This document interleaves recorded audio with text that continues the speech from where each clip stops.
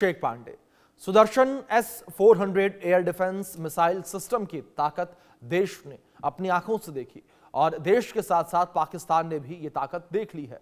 जिस तरह से पाकिस्तान ने 7-8 मई को अपने नापाक मंसूबों को लेकर भारत पर हमला करने की गलती की, उसे जल्द ही समझ आ गया कि हिंदुस्तान से लोहा लेना उसके बूते की बात नहीं है।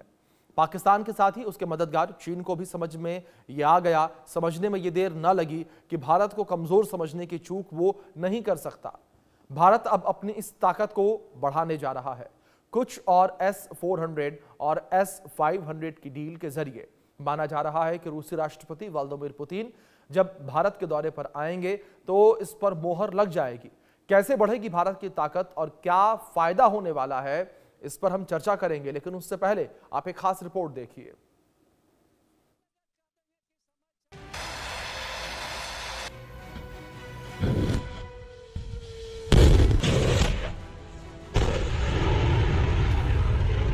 पहलगाम आतंकी हमले के जवाब में, भारत की सर्जिकल स्ट्राइक के जवाब में पाकिस्तान ने जो गुस्ताखियां की और भारत ने जिस तरह से इसका माकूल जवाब दिया, उसने पाकिस्तान को छठी का दूध याद दिला दिया। उसकी हालत ये हो गई, चोरी छिपे वो अपने एयरबेस की मरम्मत में अब भी लगा हुआ है। हालांकि पाकिस्तान ने यह कबूल कभी नहीं किया, लेकिन दुनिया भर ने इसकी गवाही दे दी। भारत ने जिस तरह S-400 सुदर्शन से उसके मिसाइल और ड्रोन हमलों को नाकाम किया, उसने पाकिस्तान को रुलाने में कोई कसर नहीं छोड़ी। अब भारत अपनी इसी ताकत का इजाफा करने जा रहा है, वो भी इसके एक और एडवांस वर्जन S-500 के साथ, जिसकी डील बहुत मुमकिन है कि रूसी राष्ट्रपति व्लादिमीर पुतिन दिसंबर में होने वाले दौरे पर हो जाए। वैसे भारत रूस से अभी S-400 air defence missile system खरीदने के मूड में है। इसके अलावा भारत S-500 मिसाइल सिस्टम खरीदने पर भी विचार कर रहा है। S-400 और S-500 दोनों ही मॉडर्न मिसाइल सिस्टम है। इसका इस्तेमाल एयर डिफेंस और दुश्मन के हवाई हमलों से बचने के लिए किया जाता है। रूसी न्यूज एजेंसी TASS के मुताबिक S-500 को भविष्य की जंग के लिए तैयार किया गया है। S-400 जहां से हाई एल्टीट्यूड वाले विमानों और क्रूज मिसाइल्स को निशाना बनाता है, वहीं S-500 बैलिस्टिक मिसाइल्स, हाइपरसोनिक हथियार, लो ऑर्बिट सैटेलाइट F-35 और B-2 बॉम्बर जैसे खतरनाक और 5th जनरेशन विमानों को तबाह कर सकता है। इसकी रेंज बैलिस्टिक मिसाइल डिफेंस के लिए 600 किलोमीटर है। ये मैक 20 तक की स्पीड से जाता है और 10 हाइपरसोनिक टारगेट्स को 200 किलोमीटर की ऊंचाई तक के टारगेट को S-500 भेज सकता है। S-400 का रेस्पॉन्स टाइम 10 सेकंड से भी कम है, वहीं S-500 4 सेकंड से भी कम समय में जवाबी कार्रवाई करने में सक्षम है। फिलहाल रूस के पास एक ही S-500 है। यह सिस्टम 2021 में सेवा में आया था और इसे पहले मॉस्को में तैनात किया गया था। 2024 में इसे क्रीमिया में भी तैनात किया गया था, जहां इसने यूक्रेनी हमलों से रक्षा की जिम्मेदारी संभाली। Bureau report, India news. Bharat बादल का बाहुबली है, यानी कि आसमान के बादशाहत भारत के पास है। यह साबित हुआ 25 से 28 सितंबर के बीच पूर्वी अरुणाचल प्रदेश में, क्योंकि यहां पर भारतीय सेना के ईस्टर्न कमांड के अंतर्गत आने वाले स्वीपियर कॉर्प्स ने ड्रोन कवच नाम का युद्ध अभ्यास किया। यह साधारण युद्ध अभ्यास नहीं था, बल्कि इसमें न केवल अगली पीढ़ी की युद्ध तैयारियों को परखा गया, साथ ही साथ बहुक्षेत्रीय युद्ध की तैयारियों को भी परखा गया। 4 दिनों तक चले इस युद्ध अभ्यास में सेना के साथ साथ भारत तिब्बत सीमा पुलिस के जवानों ने भी हिस्सा लिया। ड्रोन युद्ध तकनीक के प्रति तत्परता, आधुनिक ड्रोन से दुश्मन पर घातक प्रहार, जोरदार काउंटर अटैक, सबको एक साथ सेना ने परखा है। इस अभ्यास का मकसद ही था जंग के समय सेना की बहुक्षेत्रीय तकनीकी रूप से समन्वित युद्ध क्षमता को परखना, जिसमें सेना 100% खरी उतरी। दूसरी अहम बात ये कि इसरो के अध्यक्ष वी नारायणन ने 11 मई को एक कार्यक्रम में कहा था कि देश के नागरिकों की सुरक्षा सुनिश्चित करने के लिए कम से कम 10 उपग्रह लगातार 24 घंटे काम कर रहे हैं। ये उपग्रह 7000 किलोमीटर के समुद्री तट क्षेत्रों की निगरानी कर रहे हैं।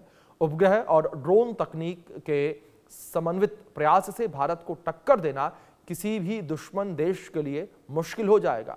DFI यानी कि ड्रोन फेडरेशन इंडिया के जरिए भारत जल्द ड्रोन के मामलों में वैश्विक हब बनने की दिशा में भी काफी आगे है। आप रिपोर्ट देखिए।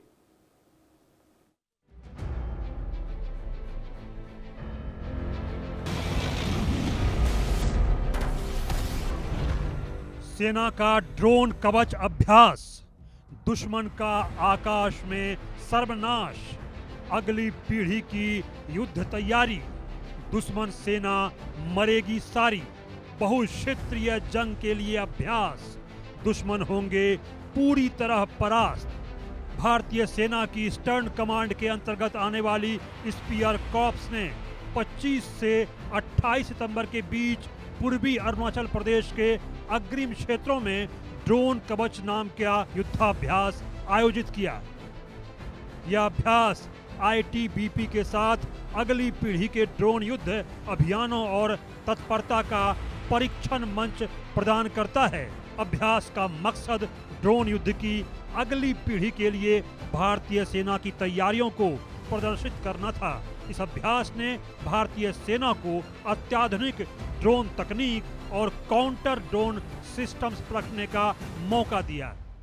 ड्रोन्स की काबिलियत जो आपने देखी यहाँ पर, ये जो हम ट्राई कर रहे हैं और हमारा जो यहाँ पर एक्सरसाइज चल रहा है वो टैक्टिकल ड्रोन्स के साथ है, यानी कि जो बहुत तकरीबन 5 किलोमीटर 5 kg पेलोड और लो कॉस्ट ड्रोन्स हैं।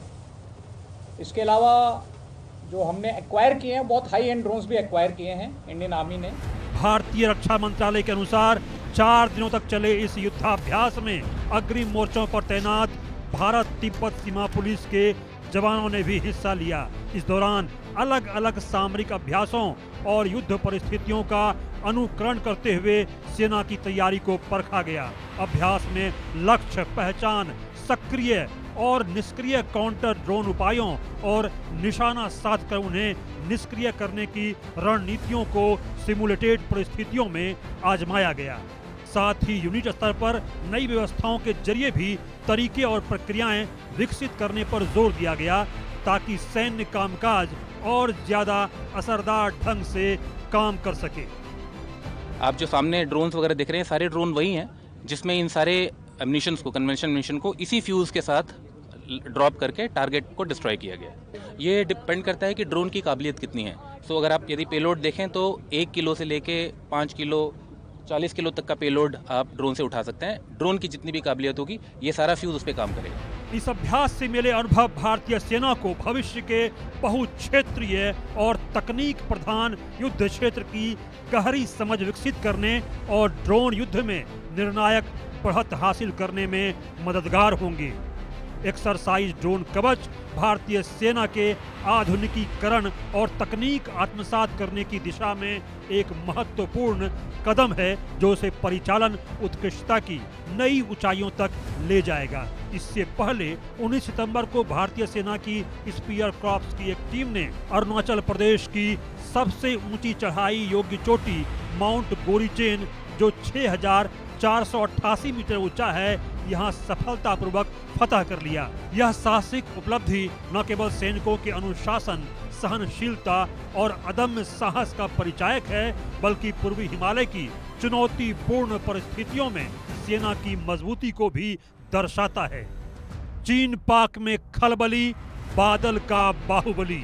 भारत के इस युद्धाभ्यास से चीन पाकिस्तान में खलबली मचना तय है, क्योंकि आसमान में भारत की बादशाहत साबित हो चुकी है। दूसरी अहम बात यह है कि इसरो के अध्यक्ष वी नारायणन ने 11 मई को एक कार्यक्रम में उल्लेख किया कि देश के नागरिकों की सुरक्षा सुनिश्चित करने के लिए कम से कम 10 उपग्रह लगातार 24 घंटे काम कर रहे हैं। देश की सुरक्षा सुनिश्चित करने के लिए राष्ट्र को अपने उपग्रहों के माध्यम से अपने 7,000 किलोमीटर के समुद्री तट क्षेत्रों की निगरानी करनी है। इसे पूरे उत्तरी भाग की लगातार निगरानी करनी है। उपग्रह और ड्रोन तकनीक के बिना देश यह हासिल नहीं कर सकता। ड्रोन फेडरेशन इंडिया यानी DFI एक प्रमुख उद्योग निकाय है जो 550 से अधिक ड्रोन कंपनियों और 5,500 ड्रोन पायलटों को रिप्रेजेंट करता है। DFI का लक्ष्य 2030 तक भारत को वैश्विक ड्रोन हब बनाना है और यह दुनिया भर में भारतीय ड्रोन और काउंटर ड्रोन तकनीक के डिजाइन, विकास, निर्माण, अपनाने और निर्यात को बढ़ावा देता है। DFI व्यापार करने में आसानी को सक्षम बनाता है, ड्रोन तकनीक को अपनाने को बढ़ावा देता है और भारत ड्रोन महोत्सव जैसे कई कार्यक्रमों की मेजबानी भी करता है।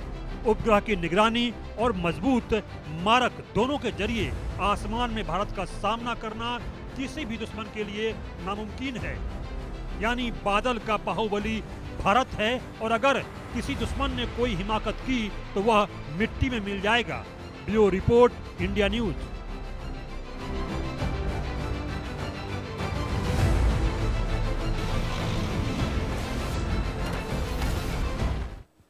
और इसी विषय पर बातचीत करने के लिए हमारे साथ दो खास मेहमान जुड़े हुए हैं, उनका परिचय मैं आपके साथ करवा दूं। हमारे साथ retired major general doctor JK Bansal ji जुड़े हैं, जो कि सीनियर डिफेंस एक्सपर्ट हैं। हमारे साथ retired group captain UK Devnath ji जुड़े हैं, पूर्व अधिकारी IAF।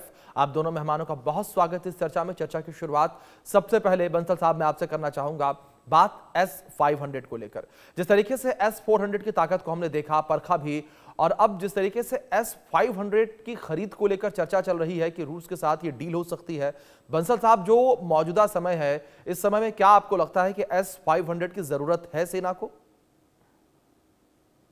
नमस्कार अभिषेक जी, बहुत अच्छा प्रश्न आपने पूछा। देखिए, सेना को बहुत जरूरत है और आज की तारीख में टॉप ऑफ द लाइन जो बेस्ट इक्विपमेंट वर्ल्ड में अवेलेबल हैं वो भारत ग्रहण करना चाहता है। जितने भी औजार जो हथियार हैं, और उसके साथ साथ ये तो एक बहुत ही विकसित और बहुत ही एडवांस है, जिससे कि देखिए अभी हमारे पास S-400 था, उसने दुश्मन के छक्के छुड़ा दिए। 300 किलोमीटर तक जो है पाकिस्तान की सेना की सीमा में घुस करके वहाँ पे जो उनका जो एयर डिफेंस सिस्टम था या जो मोबाइल एयर डिफेंस सिस्टम था, वाक्स वगैरह, उसको सबको ध्वस्त कर दिया। अब जो ये है इसका तो बहुत ही ज़्यादा है। इसका हाथ ज़्यादा इसलिए है कि एक तो इसकी रेंज जो वो 600 किलोमीटर तक है, और ये जो इसके अंदर रडार लगे हुए हैं वो 2000 किलोमीटर तक जो है वो पता कर देंगे किसी भी मिसाइल का, और 800 किलोमीटर तक कोई भी अगर हवाई जहाज आ रहा है उसको, और जो B-2 बॉम्बर और जिसके आपने बात की है F-35 की, उसको भी ये पता लगा लेंगे करीब 600 किलोमीटर पहले से ही। तो आप देख सकते हैं, और जो इसकी मारक क्षमता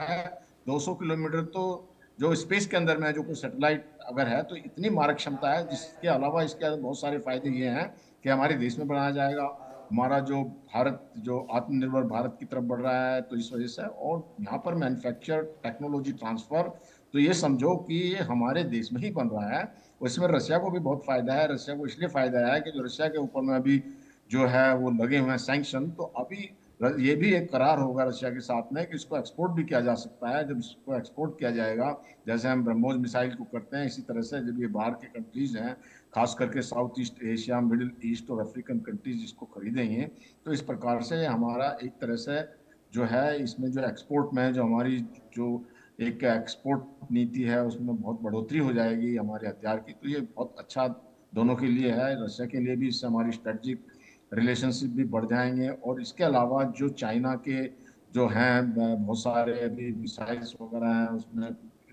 TF-21D है या उनकी 26 है, तो इसको लिए भी काउंटर करने के लिए बहुत अहम है। और अभी जो जिस तरह से इसका S-400 है जो इससे पहले बनाया था, उसी के बेसिस पर यह है। और इसके अलावा इसको हम इंटीग्रेट कर सकते हैं अपने सुदर्शन चक्र के अंदर में। और जो हमारा कूसा प्रोजेक्ट चल रहा है जिसके अंदर हमारी मिसाइल्स हैं M1, M2, M3, M1 150 तक है, वो 250 का M2 है, और M3 350, तो उनके साथ इंटीग्रेट करके ये बहुत ही बढ़िया सिस्टम, इतना एक कवच बन जाएगा, कवच भारत के लिए जो अवैध होगा। तो ये बहुत अच्छी मूव है जिसको भारत करेगा। हालांकि एक सिस्टम की जो एक S-500 है उसकी कीमत करीब 1 $1 बिलियन से $1.25 बिलियन तक हो सकती है। काफी कॉस्टली होगा, लेकिन भारत के अंदर बनेगा तो इसकी कॉस्ट कम आ जाएगी और भारत इसको एक्सपोर्ट भी करेगा। जी जी देवनाथ जी, दूसरी ओर जिस तरीके से इस डील को लेकर लगातार चर्चा होती नजर आ रही है, अगर बात इस डील को लेकर करें, आप किस तरीके से देखते हैं जब S-500 भारतीय सेना में शामिल होगा तो कितनी ताकत भारत की बढ़ती नजर आएगी? और एक बेसिक डिफरेंस जो है देवनाथ जी, मैं समझना चाहूंगा आपसे S-400 और S-500 के बीच में। जी हाँ अभिषेक जी, S-400 जो है भारत रूस से 5 स्क्वाड्रन ले रहा है, जिसमें कि 3 स्क्वाड्रन हमें ऑलरेडी मिल चुके हैं जी। एक का डिप्लॉयमेंट हमने पश्चिम में किया हुआ है, एक का डिप्लॉयमेंट उत्तर में किया हुआ है और एक का डिप्लॉयमेंट पूर्व में किया हुआ है। अभी 2 स्क्वाड्रन और आने वाली हैं। थोड़ा डिले हो रहा है क्योंकि रशिया जो है अपने S-400 जितने भी उनके प्रोडक्शन लाइन से आते हैं उनका इस्तेमाल यूक्रेन की तरफ ही कर रहा है डिप्लॉयमेंट पर। अब S-400 जो है वो मुख्यतः दुश्मन के फाइटर विमान, दुश्मन के ग्राउंड अटैक विमान, हेलीकॉप्टर्स और दुश्मन की जो AEW airborne electronic warfare aircraft या अवाक एयरक्राफ्ट है उनको शूट डाउन के लिए किया जाएगा। लेकिन S-500 का कॉन्सेप्ट थोड़ा अलग है। S-500 जो है वो मुख्यतः दूर और बहुत ऊंचाई वाले टारगेट, जैसे कि दुश्मन के यहाँ से जो ICBM या इंटरमीडिएट रेंज बैलिस्टिक मिसाइल आ रहे हैं उनको स्पेस में ही इंटरसेप्ट करने के लिए ट्रायल के दौरान इसने ऐसे लो अर्थ ऑर्बिट में जो सैटेलाइट है उनको भी इंटरसेप्ट किया है। तो जो भी दुश्मन का समझिए सैटेलाइट लो अर्थ ऑर्बिट में है 100 किलोमीटर ऊंचा, 200 किलोमीटर ऊंचा, यह उसको भी इंटरसेप्ट कर सकता है। तो अगर हम S-400 को एक टैक्टिकल वेपन सिस्टम मान लें तो S-500 जो है एक स्ट्रेटेजिक वेपन सिस्टम होगा। जाहिर बात है कि सिस्टम जो है इतना महंगाई होगा, मैं बता रहा हूं कि हम इसका इस्तेमाल आम दुश्मन के जो हेलीकॉप्टर हैं, ड्रोन हैं, UAV हैं उसके खिलाफ नहीं करेंगे। उसके लिए हमारे पास S-400 है। आजकल कॉन्सेप्ट ये है कि जैसे ही दुश्मन अपनी बैलिस्टिक मिसाइल को या सुपरसोनिक क्रूज मिसाइल को या हाइपरसोनिक मिसाइल को लॉन्च करता है तो लॉन्च के समय ही उसको पकड़ लेना है। कैसे? जब दिन के समय वो लॉन्च कर रहा है दुश्मन, जैसे उसका हाइपरसोनिक मिसाइल, उसका बूस्टर फेस जो है धुएं के साथ दिखाई दे जाता है। हमारे जो सैटेलाइट हैं, हमारे इंटेलिजेंस से हमें पहले से ही पता रहेगा कि तिब्बत में चीन ने वहां पर अपने हाइपरसोनिक मिसाइल को डिप्लॉय किया हुआ है, वहां पर पाकिस्तान ने अपनी लॉन्ग रेंज मिसाइल्स को डेवलप किया हुआ है। तो दिन के टाइम में जैसे वो बूस्ट करेगी तो उसका धुआं दिख जाएगा और रात के टाइम में उसका जो इंजन है उसका फ्लैश और उसका इंफ्रारेड सिग्नेचर दिख जाएगा। तो हमारी सैटेलाइट इसको तभी पकड़ लेगी लॉन्च फेस में ही, जब वो क्लाइंब कर रहा है। तो जैसे जैसे ही वो क्लाइंब करने के बाद टॉप में पहुंच जाएगी 100-200 किलोमीटर, फिर हमारे देश में आके हमारे टारगेट की तरफ गिरने लगेगी, उसी वक्त मिड कोर्स में ही S-500 उसको इंटरसेप्ट कर सकता है। तो ये मिसाइल जो है रूस ने डेवलप कर ली है। हमारे एयरफोर्स के टेक्नीशियंस और ऑपरेशनल क्रू वहां पर इसका अध्ययन कर रहे हैं। पुतिन ने ऑलरेडी ऑफर किया हुआ है। लेकिन देखिए सबसे बड़ी जरूरत क्या है, अभी S-400 को कंसोलिडेट करने की जरूरत है। 5 हमने ऑर्डर किए हैं और जाहिर बात है ये 5 जो है काफी नहीं है, तो शायद ये 5 स्क्वाड्रन जब आ जाएंगे उसके बाद। बिल्कुल देवनाथ जी, इस तरीके से आपने संख्याओं को बढ़ाने का जिक्र किया, इसी के साथ मैं बंसल साहब का रुख करूंगा। और बंसल जी, जिस तरीके से हम अगर अपने एयर डिफेंस सिस्टम को देखते हैं तो इसके अंदर 2 नाम और निकलकर सामने आते हैं, महत्वपूर्ण नाम, जो कि आकाश एयर डिफेंस सिस्टम और बराक 8 एयर डिफेंस सिस्टम। इन दोनों एयर डिफेंस सिस्टम को अगर लेकर बात की जाए बंसल साहब, आप किस तरीके से S-400 और S-500 के सामने जो भारत के एयर डिफेंस सिस्टम है उसको देखते हैं? देखिए, अभी जो एक एयर डिफेंस सिस्टम होता है वो मल्टी लेयर्ड होता है जी। और मल्टी लेयर्ड में जैसे आपने बराक 8 की बात करी या आकाश की बात करी, ये शॉर्ट रेंज के लिए होते हैं और जिससे S-400 है वो थोड़ा आगे की रेंज का है। jैसे मैंने बताया कि ये 300 किलोमीटर तक जो है दुश्मन के अवाक्स को इसने गिराया है। इसी प्रकार से जब हमारे पास में जब S-500 आ जाएगा तो ये 10 टारगेट एक साथ में ले सकता है और करीब इसकी 20 मैक्स तो स्पीड है इसकी। इसके अलावा जो बहुत बड़ी बात यह है कि इसका जो रिएक्शन टाइम बहुत कम है, 3 to 4 सेकंड है, जबकि S-400 का जो है वो 10 सेकंड तक था। और इसके साथ साथ देखिए, इसको जो एक मोबाइल ट्रक के ऊपर में इनको माउंट किया जाता है और 6 से 10 मिनट के अंदर में ये इसको सेट कर दिया जाता है और 3 मिनट के अंदर ये फायर कर सकता है। तो इस प्रकार से जो मोबिलिटी है ये बहुत इंपॉर्टेंट है। तो इन बातों को देखते हुए ये जो एक, जब हम किसी भी एयर डिफेंस की बात करते हैं तो वो कोई एक सिस्टम नहीं होता, वो इंटीग्रेशन होता है।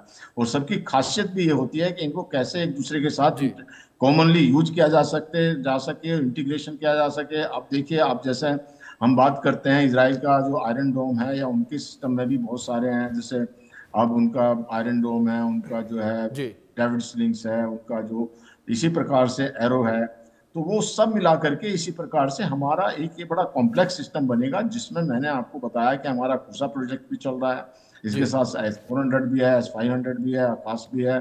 और इस प्रकार से ये जो है तब तक, जब तक हमारा सारा सिस्टम जिसका हमने अभी दिया हुआ है टाइमलाइन के 2035 तक पूरा बिल्कुल हो जाएगा, जिसमें हमारी सिर्फ सेनाओं के जो महत्वपूर्ण प्लेसेस हैं, जो वैल्यू एसेट्स हैं, वो ही नहीं, जो बाकी सिविल एसेट्स हैं, जिसमें हमारे अस्पताल आ जाते हैं, एयरपोर्ट आ जाता है, हमारे रेलवे स्टेशन आ जाते हैं, और तो और जो हमारे रेजिडेंशियल एरिया हैं, क्योंकि आज के युद्ध में रेजिडेंशियल एरिया को भी दुश्मन टारगेट करता है, धार्मिक स्थानों को टारगेट करता है। तो इन सब का जो है एक तरह से बड़ा कवर या कवच बन जाएगा, जिसके भारत के जो एक डिफेंस मिनिस्ट्री ने हमारे सिस्टम को प्लान किया है। और आज की तारीख में देखिए, ऑफेंस से ज्यादा डिफेंस बहुत इंपॉर्टेंट होता है, खास करके भारत जैसी कंट्री को, जो कि किसी के ऊपर पहले अटैक नहीं करता। और हमारी नीति यही रही है कि हम कोई फर्स्ट अटैक करते नहीं है, लेकिन अगर कोई दुश्मन गलती से या एक धोखे से करता है, और हमारे एयर डिफेंस अच्छे हैं, हमारे रडार अच्छे हैं, और जैसे आपके रिपोर्ट में भी कहा गया है कि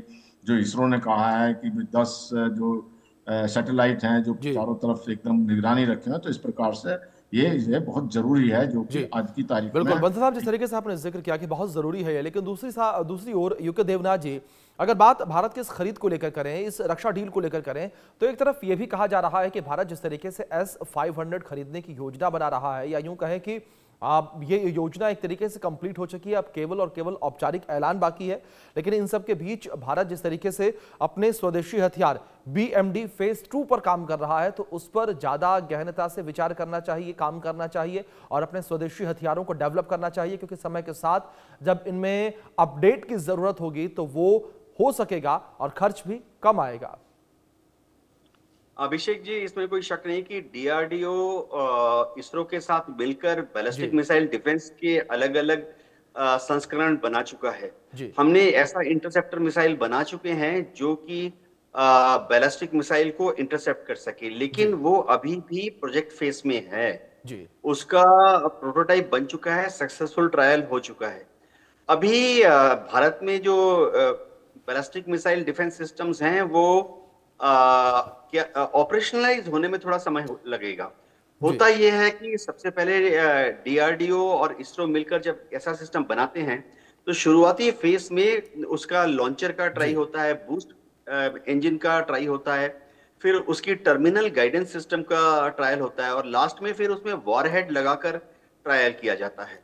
तो हम ऑलरेडी हमारे जो इंटरसेप्टर मिसाइल्स हैं उनको लॉन्च कर चुके हैं, यानी बूस्टर फायर कर चुके हैं। उसका जो क्रूज वाला सेकंड स्टेज है उसको भी ट्रायल कर चुके हैं, और सबसे इंपॉर्टेंट बात है कि उसकी जो गाइडेंस सिस्टम है उसका भी हम सक्सेसफुल ट्रायल कर चुके हैं।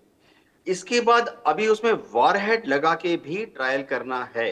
तो ये सब एक क्रमबद्ध तरीके से होता है, और सिस्टम वॉरहेड लगाने के बाद भी उसको ऑपरेशनलाइज करने में, यानी एक तो ऑपरेशनल प्रोडक्शन असेंबली, देखिए नॉर्मल असेंबली करना एक चीज होती है, और जब आप एक लाइन प्रोडक्शन शुरू कर देते हैं जहां आपको 2 या 4 ट्रायल के लिए नहीं बनाने, लाइन प्रोडक्शन तब होता है जब आपको एक साथ 18, 36 या 72 बनाने हैं अगले 2, 3, 4 साल में, ताकि आप अलग अलग स्क्वाड्रंस को या अलग अलग रेजिमेंट्स को दे सकें। इन सब में समय लगता है। तो हमारा जो बैलिस्टिक मिसाइल डिफेंस सिस्टम है उसको जब तक हम वाकई उसको इंडियन एयरफोर्स या इंडियन आर्मी की एक एयर डिफेंस रेजिमेंट को देंगे, मैं 2030 से 2035 का टाइमलाइन देख रहा हूं। जी ठीक है सर, अब देखने वाली बात यहाँ पर यही होगी जिस तरीके से डील की जा रही है, क्या असर इसका पड़ता हुआ नजर आएगा। और